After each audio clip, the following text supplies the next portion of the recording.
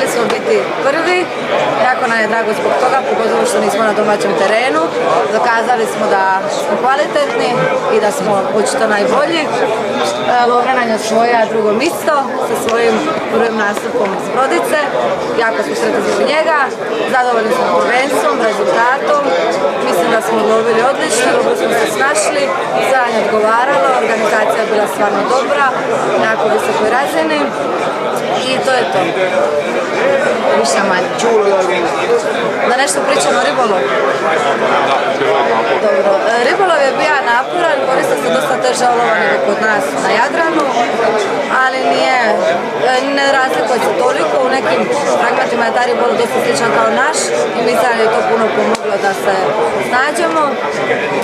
Lovilo se svašta, mjera je bila puno veća i drugačija nego kao kod nas, ali bile je ribe, stvarno su bile odlične pozicije i mi smo zadovoljni ribolovom, svi smo baš uživali.